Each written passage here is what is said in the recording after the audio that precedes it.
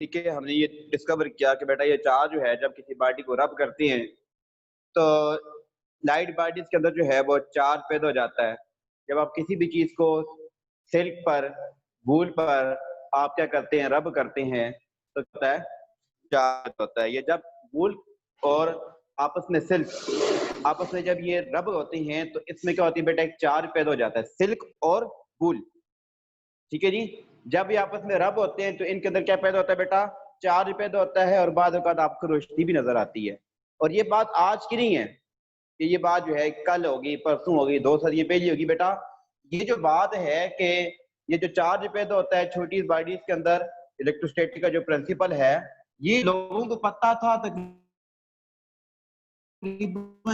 6000, ठीक है जी, दिखने में 600 साल पहले, बिफोर क्रिश्चियन। ईसा इस्लाम से, ईसा इस्लाम की पैदाइश से 600 साल पहले पता था लोगों को कि जब कोई दो बॉडीज जो है रब होती हैं या वूल किसी चीज के साथ रब होता है तो उसके अंदर लाइट पार्टिकल के अंदर क्या पैदा हो जाता है, चार्ज पैदा हो जाता है। ये बात तो 600 साल कबल मसीह है, पता थी लोगों को। ठीक है जी, कि वो क्या करते थे, वूल होता था, ऊन जिसे कहते हैं, ठीक है जी, ऊन को जब किसी छोटी पार्टिकल के साथ रब करते थे इंसुलेटर के साथ तो उनके अंदर चार्ज पैदा हो जाता था।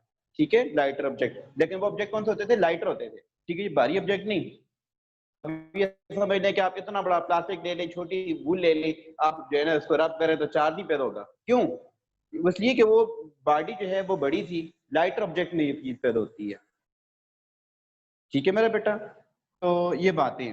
तो फिर एक और बात की जी, जैसे जैसे टाइम गुजरता गया तो 1780 के अंदर एक बंदा था, फ्रेंच इंजीनियर है जी। फ्रेंच क्या है, क्या भी जी, 1780 में। क्या नाम है बंदे का जी? ये इंजीनियर था जी,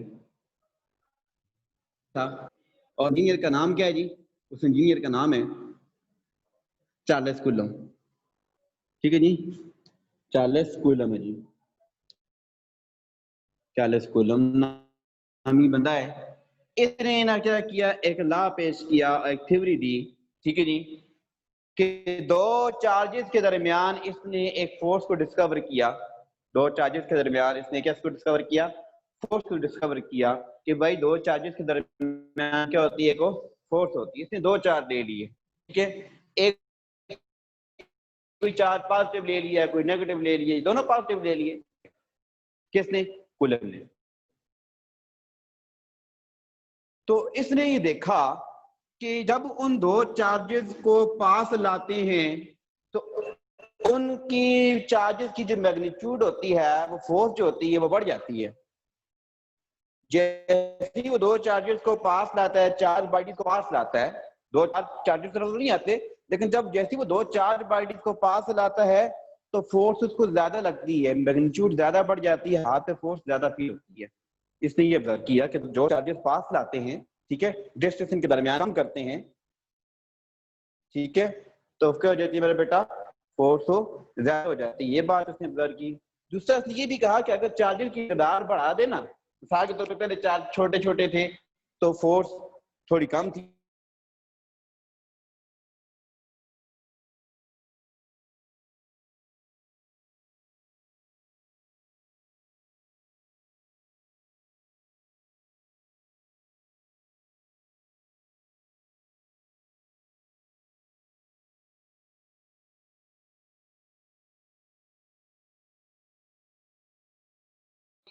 जब चार्जेस बढ़ा दिए, मैग्नीट्यूड बढ़ा दी, रब ज्यादा कर लिया, ठीक है जी, तो चार्जेस की मैग्नीट्यूड क्या होगी, बढ़ गई, बढ़ गया, ये भी बढ़ गया। जब इनको पास लाया ना तो फोर्स और ज्यादा लगी।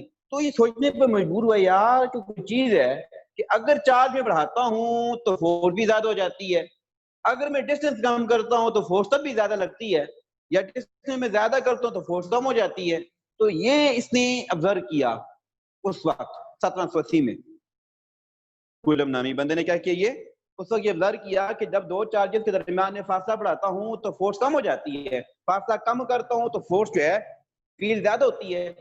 फिर उसने ये वाली बात भी ऑब्जर्व की कि अगर चार्ज में छोटे रखता हूँ तो फोर्स कम लगती है।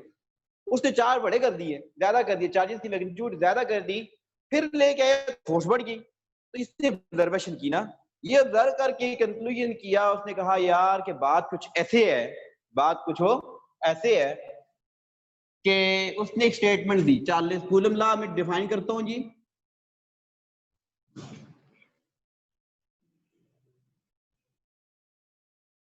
तो कूलम ने फिर एक स्टेटमेंट दी, सारी बातें करने के बाद बड़े आराम से जो है ना उसने एक स्टेटमेंट दी। स्टेटमेंट ये है जी, द फोर्स ऑफ अट्रैक्शन और repulsion, the force of attraction or repulsion is directly proportional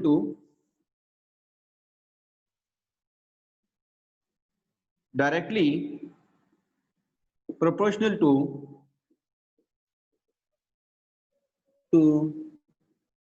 the product of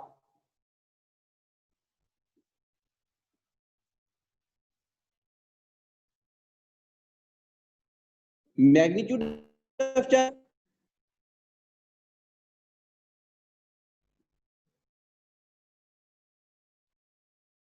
and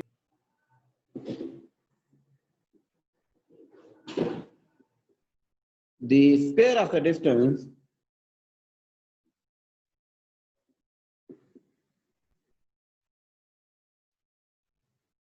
between the charges। उसने ये बात ऑब्जर्व की, सारी बातों से कंक्लूजन ये निकाला कि बेटा कि जो फोर्स ऑफ अट्रैक्शन भी हो सकती है, रिपल्शन भी हो सकती है। अट्रैक्शन उस वक्त होगी जब एक चार्ज पॉजिटिव होगा, एक नेगेटिव होगा, उस वक्त अट्रैक्शन होगी। रिपल्शन कब होगी जी? जब दोनों चार्जेस पॉजिटिव होंगे या दोनों नेगेटिव होंगे। अट्रैक्शन रिपल्शन समझ आ गया। उसने ये बात ऑब्जर्व की कि फोर्स ऑफ अट्रैक्शन या रिपल्शन डायरेक्टली प्रोपोर्शनल होती है किसके? डायरेक्टली प्रोपोर्शनल होती है मैग्नीट्यूड ऑफ चार्जेस के, मैग्नीट्यूड ऑफ चार्जेस के। क्या मतलब है कि जितने ज्यादा चार्जेस की मैग्नीट्यूड बड़ी होगी उतनी फोर्स ऑफ अट्रैक्शन क्या होगी? ज्यादा होगी। मैं एग्जांपल देता हूं, एक चार्ज ये है जी, एक चार्ज ये है, एक प्लस है तो एक माइनस है। फिर देखिए थोड़े चार्ज बड़ा कर दी, मैग्नीट्यूड बड़ी कर दी, ज्यादा कर दी चार्ज की, समझो चार्ज मैंने बढ़ा दी है, ज्यादा कर दी मैग्नीट्यूड। तो अब ये प्लस है, ये माइनस है, तो अब फोर्स क्या होगी? यहाँ पे कम होगी, यहाँ पे फोर्स क्या होगी? ज्यादा होगी। क्यों? चार्जेस की मैग्नीट्यूड क्या होगी है? बढ़ गई है। जरा आप देखें, अब चार्ज और ज्यादा कर दी, मैग्नीट्यूड बढ़ा दी। इससे मरा दी कि चार्ज मोटा नहीं हो गया, चार्जेस की मैग्नीट्यूड से मरा दी कि चार्ज पहले अगर एक था तो अब दो हो गए, बढ़ेगी मैग्नीट्यूड, ये मतलब इसका यहाँ पे। ठीक है जी। तो अब जरा देखें, अब चार्जेस की मैग्नीट्यूड क्या होगी है? ऐसा कर देता हूँ, ये लो, अब आपको समझ आ गया कि अब चार्जेस ज्यादा हो गई। तो चार्जेस की मैग्नीट्यूड बढ़ेगी तो उसने देखा यार कि यहाँ पे फोर्स थोड़ी कम थी, यहाँ चार्जेस की मैग्नीट्यूड बढ़ाई तो और बढ़ गई और बढ़ गई। तो साबित हुआ कि भाई चार्जेस की मैग्नीट्यूड है किसके? डायरेक्टली प्रोपोर्शनल है किसके? चार्जेस के। फोर्स जो है किसके? डायरेक्टली प्रोपोर्शनल है किसके? चार्जेस के। जितनी ज्यादा चार्जेस होंगे ज्यादा क्या होगा मेरे बेटा? मैग्नीट्यूड भी ज्यादा हो जाएगी, फोर्स की मैग्नीट्यूड भी क्या होगी? ज्यादा होगी। चार्जेस की मैग्नीट्यूड ज्यादा तो फोर्स भी क्या होगी? इनके दरमियान ज्यादा होगी। आपके पास दो मैग्नेट है, क्योंकि चार्ज मैं आपको दिखा नहीं सकता लेकिन मैग्नेट तो दिखा सकता हूँ ना। दो छोटे मैग्नेट लें तो उनके दरमियान अट्रैक्शन चेक करें तो ज्यादा होगी, ये दो स्पीकर के बड़े बड़े मैग्नेट ले लें, उनके दरमियान अट्रैक्शन ज्यादा होगी, फोर्स ज्यादा होगी। जाहिर सी बात है बेटा कि जो बड़े मैग्नेट हैं उनके दरमियान फोर्स ऑफ अट्रैक्शन क्या होगी? ज्यादा होगी। देखिए जो मैग्नीट्यूड होती है ना अट्रैक्शन या रिपल्शन, मैग्नेटिज्म में भी ज्यादा होती है। उधर अट्रैक्शन भी होती है, उधर रिपल्शन भी होती है मैग्नेटिज्म के अंदर, मैग्नेट के अंदर। नॉर्थ नॉर्थ को रिपेल करता है, नॉर्थ साउथ को अट्रैक्ट करता है। तो मैग्नेट के अंदर रिपल्शन भी होती है और अट्रैक्शन भी होती है। अट्रैक्शन और रिपल्शन की मैग्नीट्यूड कब ज्यादा होगी? जब आप मैग्नेट को बढ़ा कर रखेंगे तो क्या हो जाएगी मेरे बेटा?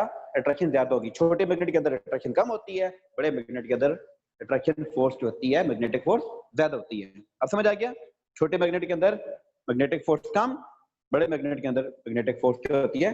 ज्यादा होती है। सिमिलरली दो चार्जेस के दरमियान, छोटे चार्जेस के दरमियान कूलम फोर्स कम होती है और मैग्नीट्यूड बड़ी कर दी जाए चार्जेस की तो दो बड़े चार्जेस के दरमियान भी कूलम फोर्स क्या होगी, बढ़ जाएगी। बात समझ आएगी, चार्जेस के बढ़ाने से मैग्नीट्यूड बढ़ जाती है। अब दूसरी बात यहाँ से जो समझाने की है कि inversely proportional scale of the distance के, जितना ज्यादा डिस्टेंस बढ़ाओ उतना ज्यादा क्या हो जाता है मेरा बेटा, उतनी ज्यादा क्या हो जाती है, अट्रैक्शन या रिपल्शन कम हो जाती है। डिस्टेंस बढ़ाने से देखिए ना, आपके पास दो मैग्नेट हैं, आप डिस्टेंस बढ़ा दें क्या वो अट्रैक्ट करेंगे, नहीं। पहले यहाँ पे कर रहे होंगे, दूर दूर लेके जाते जाएंगे तो क्या होता जाएगा, कम करते जाएंगे। डिस्टेंस बढ़ाएंगे तो अट्रैक्शन कम, इनवर्स है। डिस्टेंस बढ़ा, अट्रैक्शन कम, फोर्स कम लगेगी। डिस्टेंस कम करेंगे, फोर्स ज्यादा लगेगी। देख लें आप करके, मैग्नेट रख के अपने पास ना चेक कर सकते हैं। तो इससे ये पता चला कि डिस्टेंस के बढ़ाने से अट्रैक्शन कम हो जाती है और डिस्टेंस के कम करने से अट्रैक्शन बढ़ जाती है। ये कूलम कहते हैं, मैं नहीं मानता, मेरा कोई अपनी कंसेप्ट है। ठीक है, मैग्नेट तक बात ठीक है, लेकिन मैग्नेट तक, चार्ज तक ये बात ठीक है, फिर डिस्टेंस के बढ़ाने से क्या हो जाता है, ऐसी बात हो जाती है। अच्छा जी, अब आपको समझ आ गया। अब इसको लिखते हैं एक्सप्लेनेशन, लिखते हैं इसकी explanation.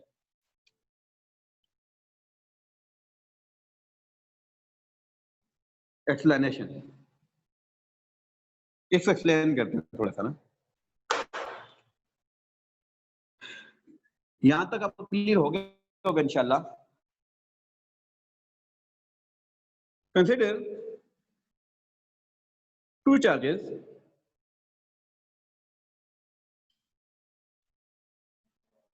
charges Q1 and Q2 are separated by the distance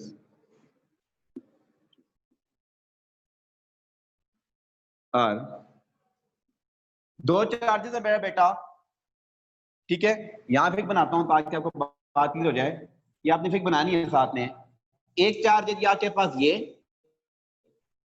इसका नाम Q1, एक चार्ज आपके पास ये है, इसका नाम है Q2। तो इनके दरमियान जो है वो डिस्टेंस है जी, कितना है जी डिस्टेंस, R है। मैं R डिस्टेंस रख देता हूँ। Consider two charges Q1 and Q2 separated by the distance R.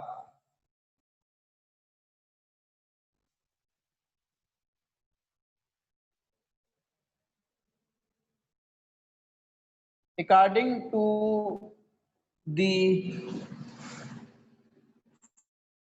first part of this law, first part of this law ये कहता है जी,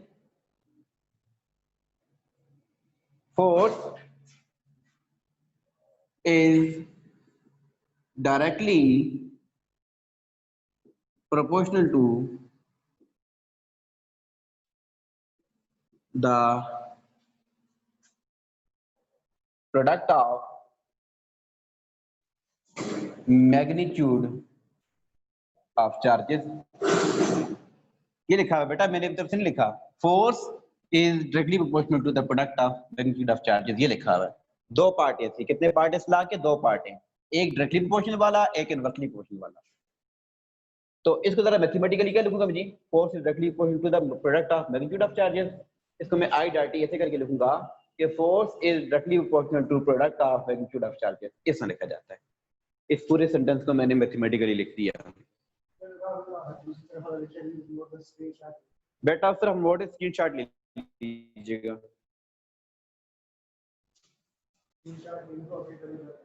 स्क्रीनशॉट ले ले बेटा, सब सारे स्क्रीनशॉट लेके ओके करें।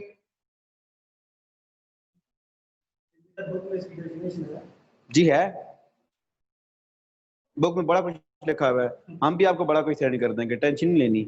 लेकिन जितना आपको पूछा जाएगा ना उतना यही है। पहले जो मैंने बात की थी वो ऑब्जेक्टिव था कि 600 साल पहले ये बात, फिर चार्ल्स क्रूमवेल नामी बंदा आया। चार्ल्स कौन था, फ्रेंच था, क्या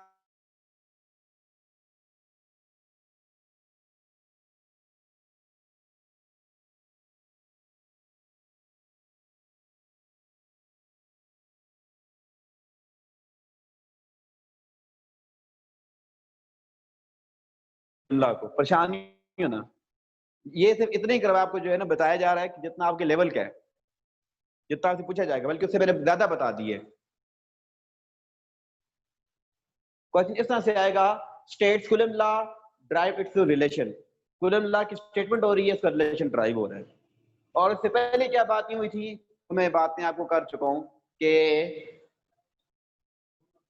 16 सदी से पहले पहले क्या बात थी, 1780 के अंदर क्या बात थी, वो मैं कर चुका हूं बात। अब आ जाते हैं यहाँ पे कूलम के फर्स्ट लॉ, कूलम के according to first part of this law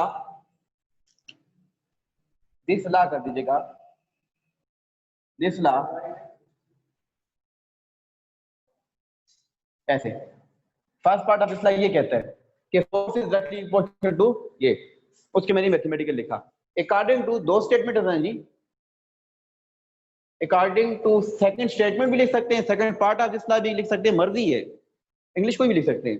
according to the second part of this law, इस लॉ के सेकंड पार्ट के मुताबिक क्या कहते हैं जी, फोर्स इज इनवर्सली, और मैं अपनी तरफ से नहीं लिख रहा हूँ, वो स्टेटमेंट लिखी हुई है सामने, उधर से देख के लिख रहा हूँ, आपको याद करने की ट्रिक बता रहा हूँ मैं, वो स्टेटमेंट याद रखनी है। Force is inversely proportional to, इसलिए लिखने का एक तरीकाकार है, force is inversely proportional to the square, ये लिखा हुआ है, इधर से देख के लिख रहा हूँ, square of the distance between them, या between the charges कर दो, between the charges। ये ट्रिक है जरा नंबर लेने के लिए, नहीं तो आप ये ना भी लिखें जरूरी नहीं है, जाओ खुश हो, अब ना भी लिखो तभी काम चलेगा, लेकिन ये जरूर लिखना है कि force is inversely proportional to square of the distance, ये वाली बात वो लिखनी है, इंग्लिश ना भी लिखें तभी चलेगा काम, ये लिखना है, ठीक है, परेशान नहीं होना, हम आपने आपको फैसिलिटेट करना है। अच्छा जी, अब आप लिखेंगे कंबाइनिंग रिलेशन है, ये इक्वेशन नहीं है, याद रखना, ये दोनों क्या है, रिलेशन है, इक्वेशन नहीं है। क्यों नहीं है? हाँ जी, ये रिलेशन है तो इक्वेशन क्यों नहीं है, सवाल है। कंबाइनिंग रिलेशन 1 and 2, मेरा आपसे सवाल है कि ये रिलेशन है तो इक्वेशन क्यों नहीं है?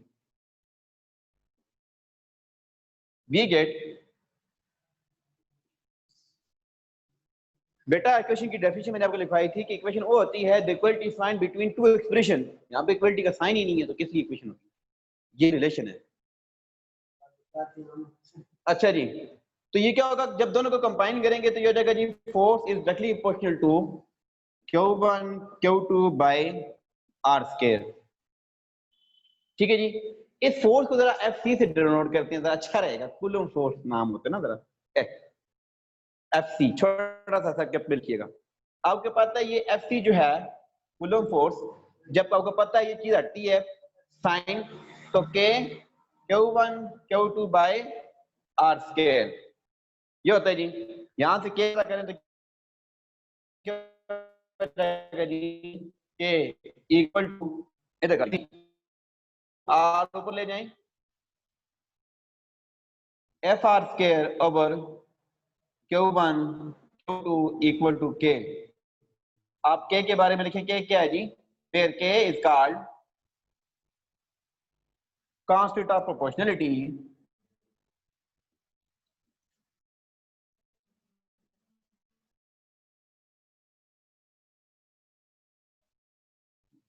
कांस्टेंट ऑफ प्रोपोर्शनलिटी है, इट्स वैल्यू डिपेंड अपॉन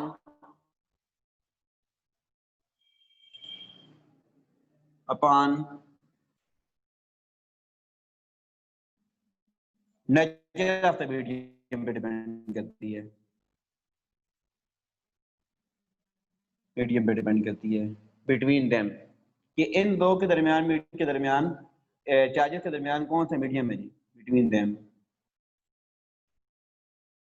ठीक है जी, और K जी, फिर K जो है वो इस इक्वल है 1/4 पाई एप्सिलॉन नॉट, और इसकी वैल्यू जो होती है 9 मल्टीप्लाई बाय 10 टू पावर 9। अच्छा, यूनिट क्या बनेगी इसकी, फोर्स यूनिट होती है जी क्या जी, न्यूटन। डिस्टेंस यूनिट होती है जी मीटर। ऊपर लिखा हुआ है स्क्वायर तो स्क्वायर। 2 कूलम है जी, कूलम कूलम। 4 यूनिट क्या होती है, कूलम। 4 यूनिट क्या होती है बेटा, कूलम। तो कूलम कूलम 2 है ना, तो कूलम स्क्वायर हो जाएगा।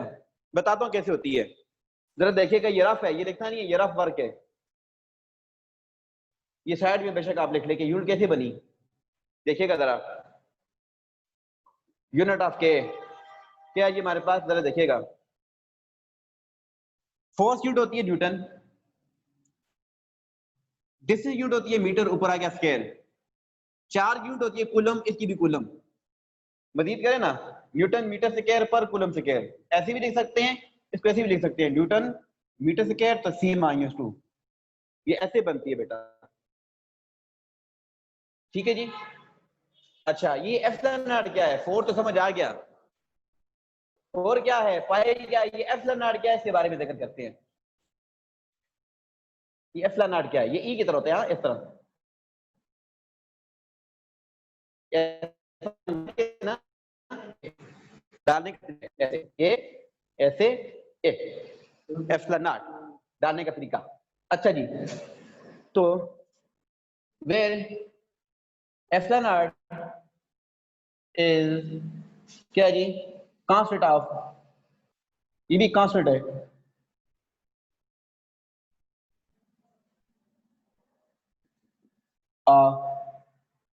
परमिटिविटी, कांस्टेंट ऑफ परमिटिविटी है जी। ये डिफरेंट भी होता है, ये डिफरेंट होता है, किसी के लिए 1 होता है, किसी के लिए 1.2 होता है, 1.1 होता है, ये डिफरेंट होता है। एयर के लिए कुछ और है, गैस के लिए कुछ और है, ठीक है ना। इसकी वैल्यू डिफरेंट होती है, डिपेंड करती है मटेरियल पे, हर एक की गिवन होती है, ठीक है जी। तो आपके हवाले से सिर्फ सवाल इतना ही था कि बताएं, कूलम लॉ की स्टेट करो, स्टेटमेंट होगी, एक्सप्लेनेशन दो, दे दी मैंने लिख के, तो साथ वो वाली फिर बनानी है, बना दी। रिलेशन 1 क्या कहता है जी कि फोर्स डायरेक्टली प्रोपोर्शनल है किसके, product of their magnitude of charges. Force लिखिए, फोर्स क्या है जी, डायरेक्टली प्रोपोर्शनल है किसके, प्रोडक्ट ऑफ चार्जेस के। Relation number 1। दूसरा रिलेशन ये कहता है कि फोर्स जो है inversely proportional square of the distance के, ठीक है जी। दोनों रिलेशन को प्लस किया, कंबाइन किया, कंबाइन करने के साथ क्या हो गया जी, force is directly proportional to Q1 Q2 divided by R square. अब आप जरा देखें, इसको जरा खत्म करें तो क्या आ जाएगा, के आ जाता है कांस्टेंट। के किसी के लिए होता है जी, क्रॉस मल्टीप्लाई करके बनेगा FC square FC R square Q1 Q2।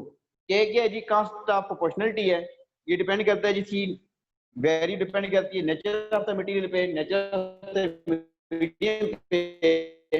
के की वैल्यू इतनी होती है जी 9 multiply by 10 to power minus 10 to power 9 newton metre square per coulomb square, newton metre square per coulomb square. ये माइनस का पड़ा जाता है पर कूलम स्क्वायर, ठीक है जी। और एप्सिलॉन नॉट क्या है जी, ये कांस्टेंट ऑफ परमिटिविटी है जी, ठीक है। ये वाली तो चलो बातें हैं, हमें नहीं है पेपर में तो अभी हमें नंबर मिलेंगे, लेकिन अब सवाल ये पैदा होता है क्या है, इसे मिलता जुलता आपने पढ़ा, यही थी, यही चीज थी। आ जाए बेटा 9 क्लास के अंदर, ये तो हमारा क्वेश्चन खत्म हो गया, जो आज का टॉपिक था वो खत्म हो गया है। अब आपका अगर याद तो क्या आपने चीज पढ़ी थी, F is equal to G m1 m2 by r square, law of gravitation. ये वही चीज है ना, लॉ ऑफ ग्रेविटेशन में 2 बॉडीज थी, बड़ी बॉडीज थी ना, मेस उनका, इधर से चार्ज है, चीज वही है। इसमें सिर्फ अट्रैक्शन ही थी, इसमें रिपल्शन भी है साथ में। लॉ ऑफ ग्रेविटेशन में क्या है, अट्रैक्शन थी, ठीक है जी। और जबकि जो है कूलम लॉ के अंदर अट्रैक्शन भी और रिपल्शन भी है। कूलम लॉ भी जो है कहता है अट्रैक्शन या रिपल्शन, लॉ ऑफ ग्रेविटेशन भी कहता है कि कायनात की हर बॉडी दूसरी बॉडी को अट्रैक्ट करती है। इनकी अट्रैक्शन डिपेंड करती है मैसेज पे, जितने ज्यादा मैसेज होंगे, जितने ज्यादा चार्जेस होंगे, उतनी ज्यादा अट्रैक्शन होती है। मैंने वो बात कर ली है वहां पे। और जितना ज्यादा डिस्टेंस होगा उतनी अट्रैक्शन कम होती है। मैं से भी मैं नहीं हूँ सेटिस्फाइड, नहीं हूँ कि जितनी आप फासला ज्यादा करें तो उतनी अट्रैक्शन कम होती है। फासले के बढ़ाने से अट्रैक्शन क्या होती है, कम होती है, ठीक है। जो फासला कम करे तो अट्रैक्शन बढ़ती है, कहते हैं जितना फासला कम होता है उतनी अट्रैक्शन बढ़ती है। हाँ, ये उल्टा ये कहता है कि जितना फासला ज्यादा करें तो उतना जो है क्या होता है कि अट्रैक्शन कम हो जाती है, ठीक है जी। और फासला के कम करने से अट्रैक्शन बढ़ती है, फासले के कम करने से, ये 2 बॉडीज है ना, जरा देखिएगा, ठीक है जी। कहते हैं कायनात की हर बॉडी दूसरी बॉडी को अट्रैक्ट करती है ना, ठीक है जी। तो कायनात की हर बॉडी दूसरी बॉडी को अट्रैक्ट करती है, ठीक है जी। तो बिल्कुल करती है जी, मानते हैं इस बात को, कायनात की हर बॉडी दूसरी बॉडी को अट्रैक्ट करती है, ठीक है जी। हाँ, अट्रैक्ट करती है। तो कायनात की हर बॉडी जब दूसरी बॉडी को अट्रैक्ट करती है तो ये बात तो ठीक है, करती है, गुड, करने दें। हर बॉडी यानी कि मैं मार्कर को अट्रैक्ट कर रहा हूँ, अट्रैक्ट मार्कर मुझे अट्रैक्ट कर रहा है, ये बात तो ठीक है कि मार्कर और मैं एक दूसरे को क्या कर सकते हैं, अट्रैक्ट कर सकते हैं, हमारे दरमियान ही फोर्स होती है। अब मेरा सवाल ये कि फिर मार्कर को मैं खींचता क्यों नहीं हूँ? ये दोनों टॉपिक एक दूसरे से रिलेट करते हैं, आपका टॉपिक है ये। मेरा सवाल ये कि ये मार्कर को कभी तरफ में खींचता क्यों नहीं हूँ, है ये मार्कर मेरी तरफ क्यों नहीं आता? कायनात हर बॉडी दूसरी बॉडी को अगर खींचती है तो ये मार्कर मेरी तरफ खुद ब खुद क्यों नहीं आगे लगता? क्योंकि मेरी ग्रेविटी नहीं है, मेरी ग्रेविटी कम है, खींचने की ताकत कम है। अच्छा, कब मेरी खींचने की ताकत ज्यादा हो जाएगी, सवाल है ना।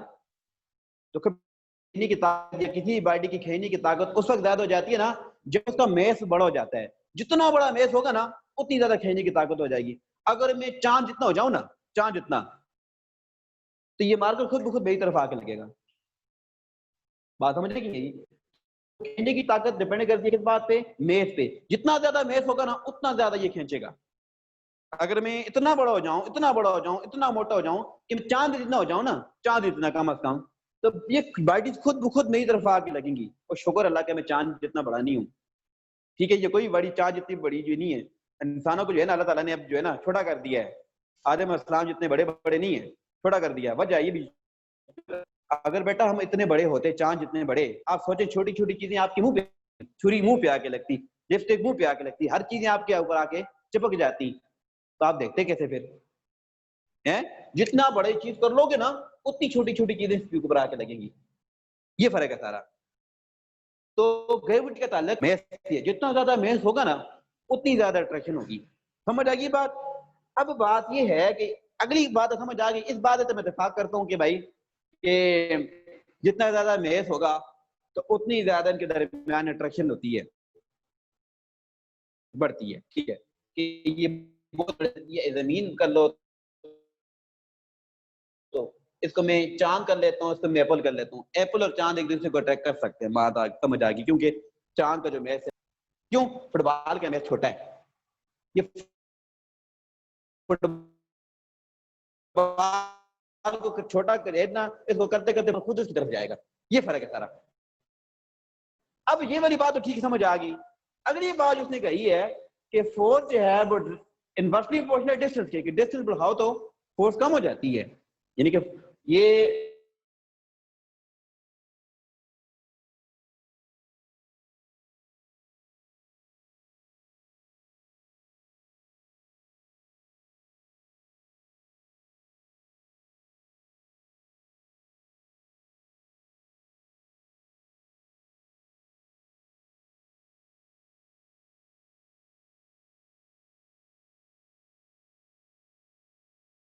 न्यूटन भी ये कहता है कि फासले को कम करो तो अट्रैक्शन ज्यादा हो जाती है।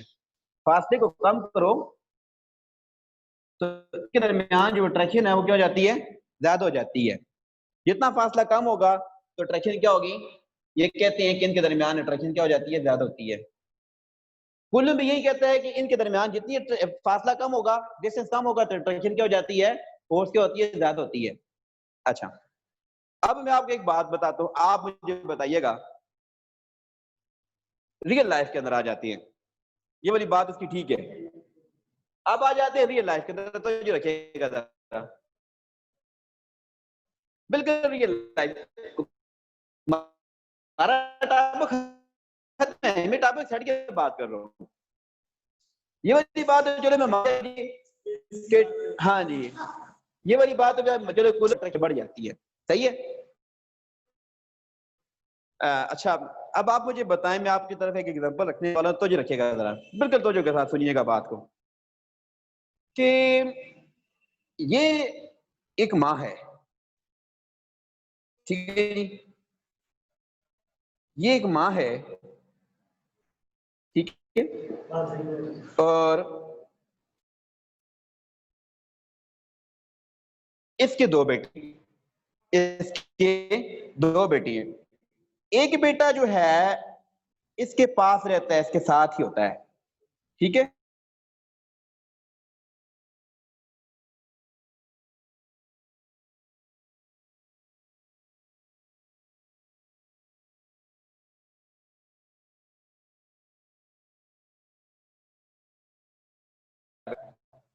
ठीक है, ये वाला बेटा कराची रहता है, ये इसके साथ रहता है, ठीक है जी। ये एक ही घर में रहते हैं और ये दूर रहता है। अब आप मुझे बताएं, ये एक ही घर में रहते हैं,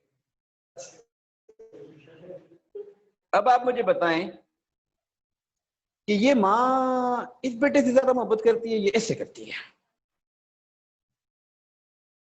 किससे करेगी? कौन ज्यादा इस माँ को अच्छा लगेगा फिलहाल? हैं, ये वाला लगेगा ये वाला लगेगा?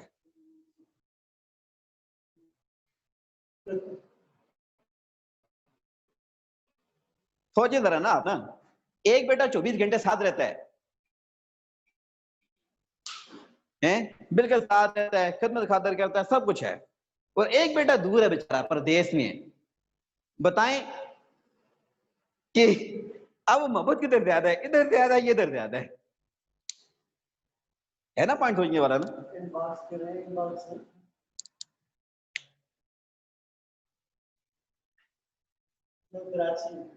क्यों जी? फासला बढ़ाने से तो मोहब्बत बढ़नी नहीं चाहिए थी ना, कम होनी चाहिए थी, यहाँ क्यों बढ़ गई? फासले के बढ़ाने से न्यूट्रिशन कम हो जाती है, रिपल्शन कम हो जाती है, यहाँ क्यों हो गया फिर ऐसा रियल लाइफ में? अब बताएं।